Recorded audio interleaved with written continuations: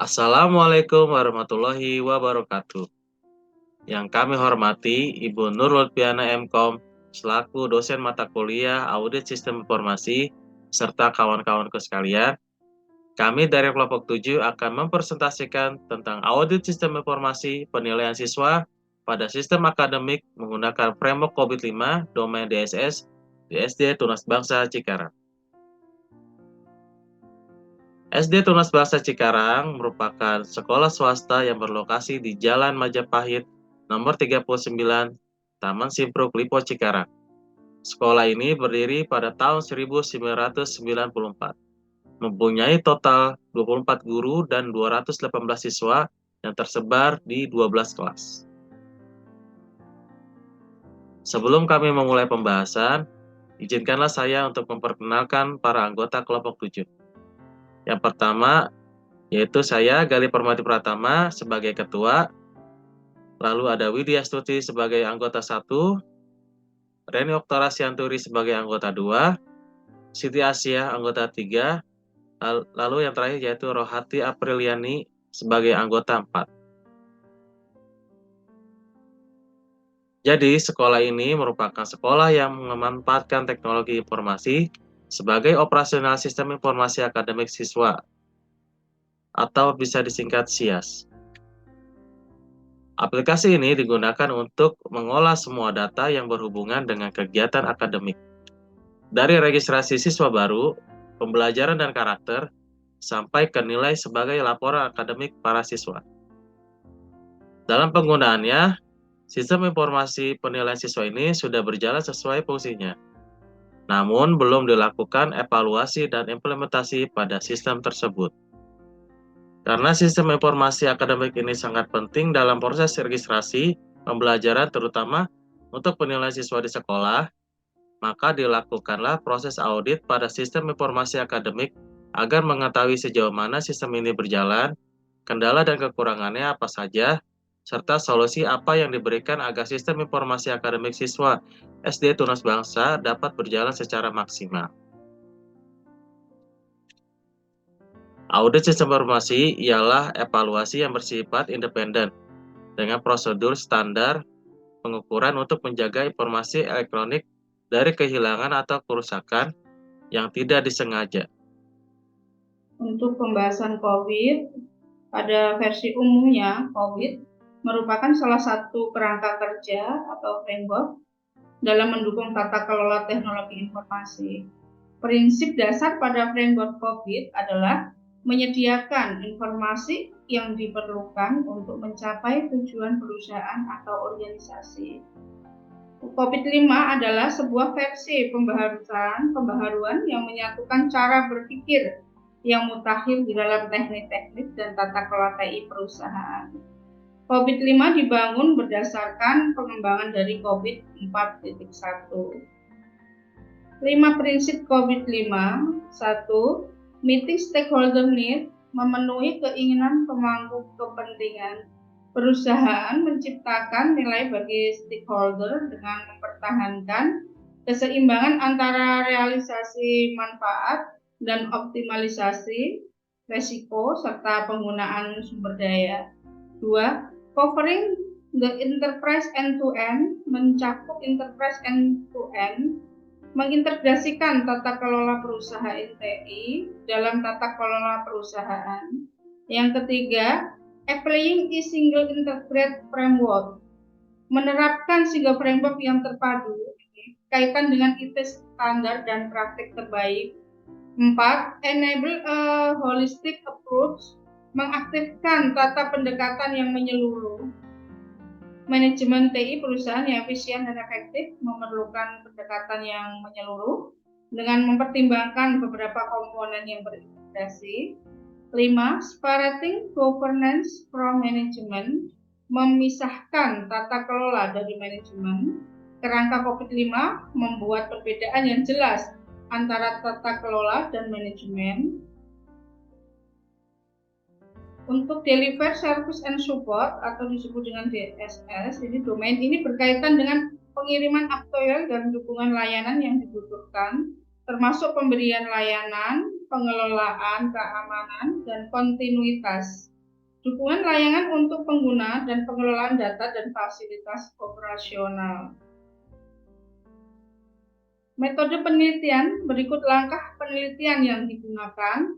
Tahapan penelitian adalah 1. Mengidentifikasi masalah, 2. Mengumpulkan data, 3. Proses audit, 4. Proses sistem informasi penilaian siswa, yang kelima adalah hasil pembahasan.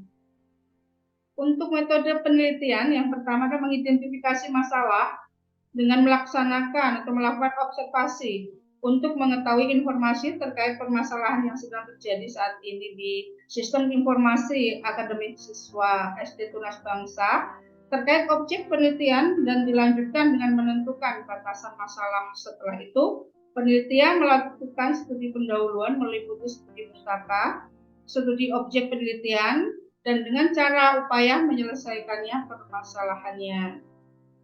Metode penelitian dalam mengumpulkan data. Mengumpulkan data merupakan langkah-langkah yang dilakukan dengan cara A. Observasi, yaitu peninjauan sistem informasi penilaian siswa. B.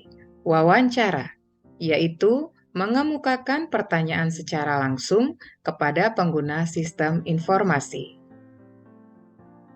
C. Questionnaire, yaitu menyebarkan daftar pertanyaan dengan 15 pertanyaan kepada pengguna dengan narasumber sebanyak 15 orang. Terdiri 10 wali kelas dan 5 guru bidang studi di SD Tunas Bangsa. Pada observasi ini, peneliti memakai kuesioner memakai teknik skala Likert. Skala Likert digunakan untuk menentukan perhitungan level menurut masing-masing pertanyaan pada prosedur COVID-5. Berikut adalah tampilan skala Likert. Dengan indeks sangat setuju pada poin 5, setuju pada poin 4, netral pada poin 3, tidak setuju pada poin 2, dan sangat tidak setuju pada poin 1. D.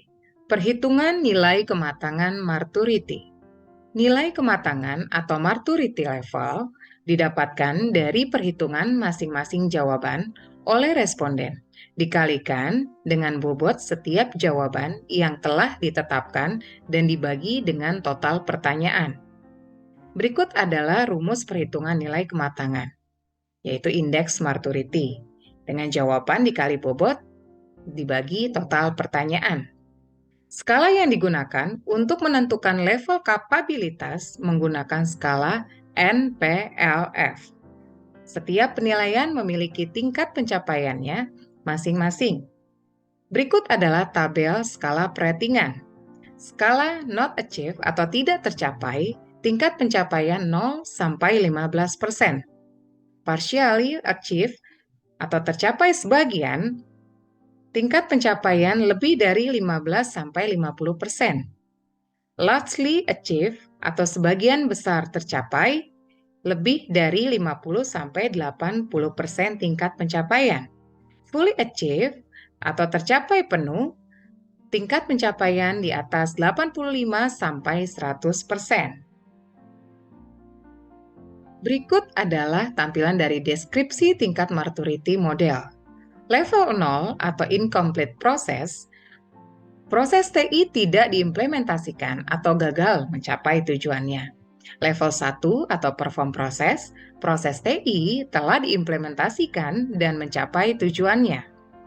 Level 2 atau manage process, proses TI telah dikelola dengan baik dan menghasilkan produk yang terkendali dan terpelihara. Level 3 atau establish process, proses TI telah terdefinisi dengan baik dan terstandarisasi.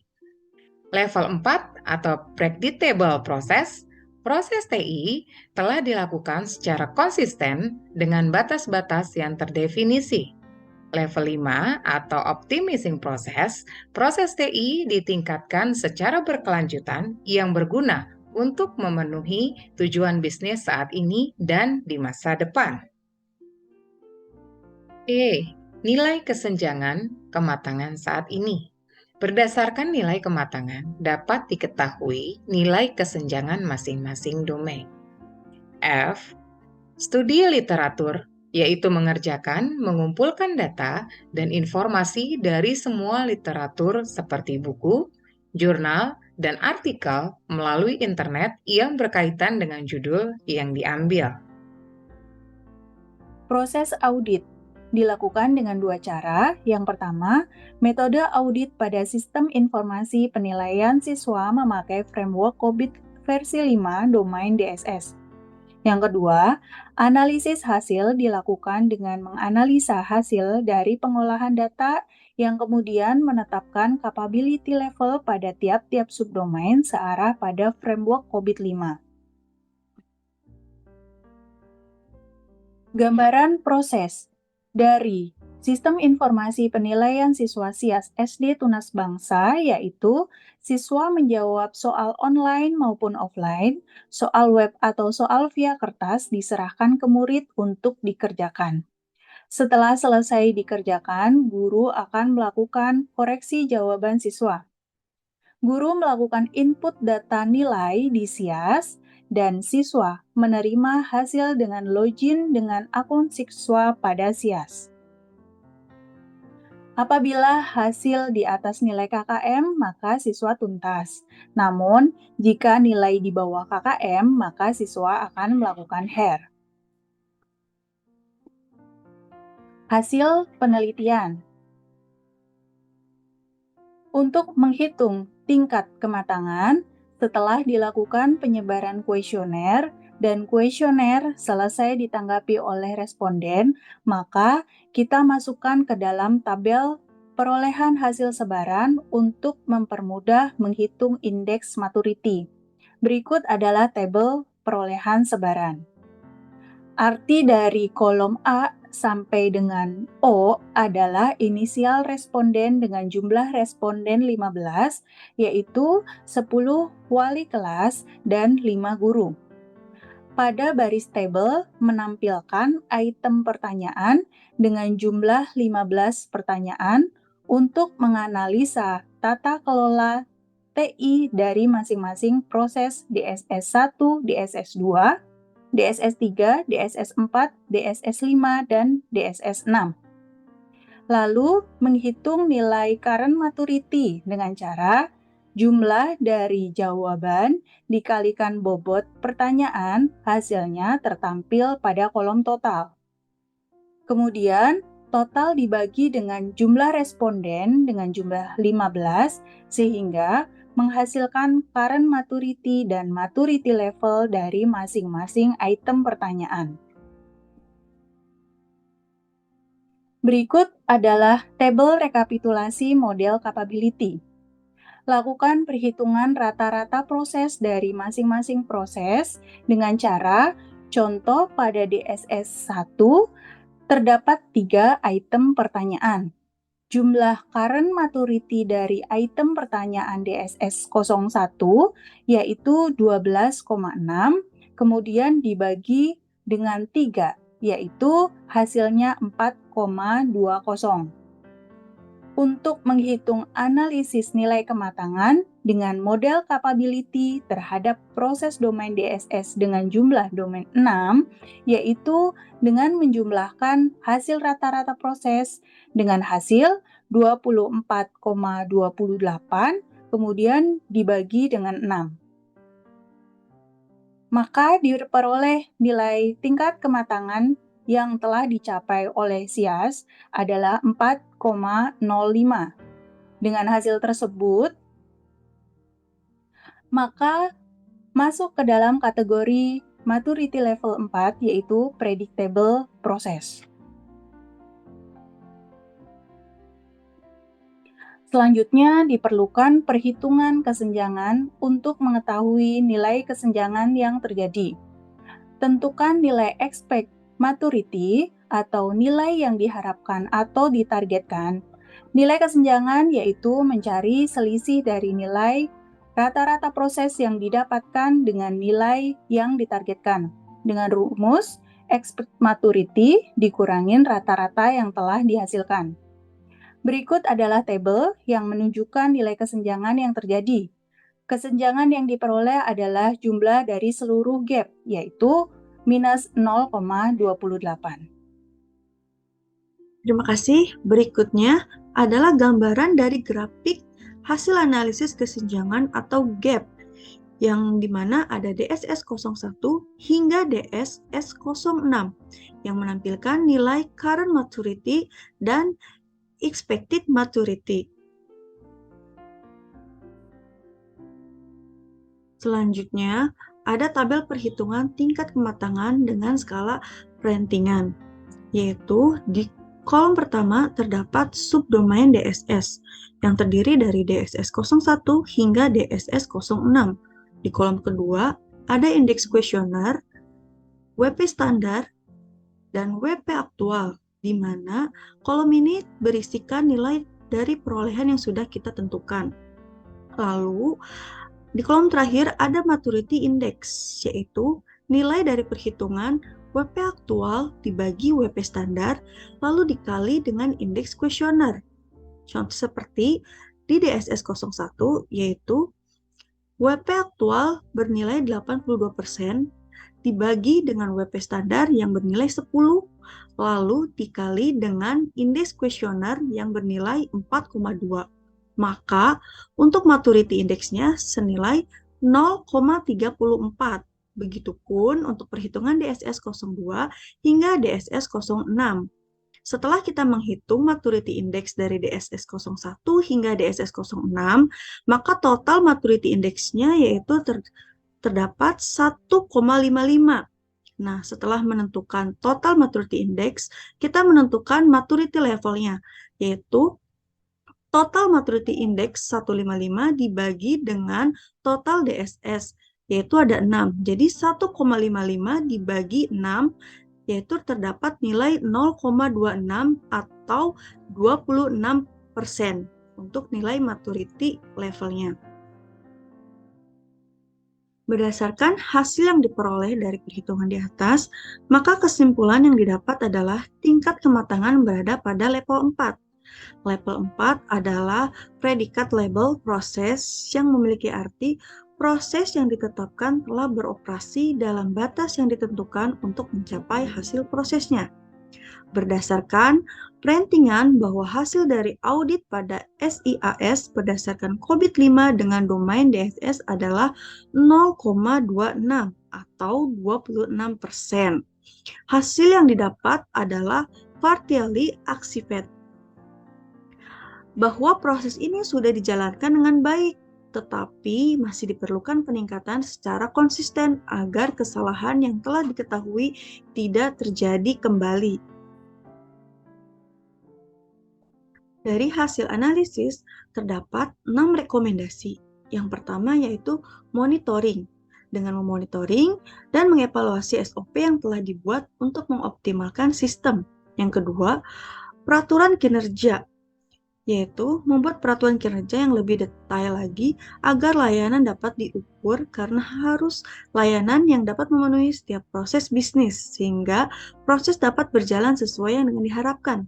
Ketiga, pembaruan. Dengan adanya pembaruan proses bisnis untuk meningkatkan keefisienan dan keefektifan sehingga dapat berjalan dengan baik untuk kedepannya. Yang keempat, yaitu evaluasi untuk mencapai rencana strategis dapat dengan cara meningkatkan kontrol pengawasan dan melakukan evaluasi minimal 1 tahun. Yang kelima yaitu pemantauan. Melakukan pemantauan dan meningkatkan pelaksanaan SIAS dengan baik. Keenam, pengembangan. Diperlukan pengembangan fitur yang ada di SIAS yang mana jika terdapat kesalahan input data, melakukan edit data nilai siswa. Kesimpulan dari hasil analisis audit ini yaitu berdasarkan hasil audit yang diperoleh dari penelitian audit sistem informasi penilaian siswa pada sistem akademik menggunakan framework COVID 5 domain DSS di SD Tunas Bangsa Cikarang, dapat disimpulkan bahwa tingkat kematangan yang diperoleh sebesar 4,5, yaitu berada pada level 4. Hasil ini menunjukkan bahwa SIAS sudah berjalan dengan baik dan konsisten. Saran yang dapat diberikan dan dipertimbangkan adalah meningkatkan pengelolaan SIAS agar sistem yang diharapkan dapat diimplementasikan dan untuk proses yang belum mencapai batas yang diharapkan dapat dilakukan memperbaiki sesuai rekomendasi yang diberikan sehingga dapat lebih baik untuk kedepannya dan mengedepankan efektivitas dan efisiensi para penggunanya. Terima kasih, saya kembalikan ke Mas Gali. Demikianlah presentasi dari kelompok 7. Bila ada kekurangan, kami mohon maaf. Bila ada pertanyaan, silakan ke ruang diskusi di My Elnusa. Kami ucapkan terima kasih. Wassalamualaikum warahmatullahi wabarakatuh.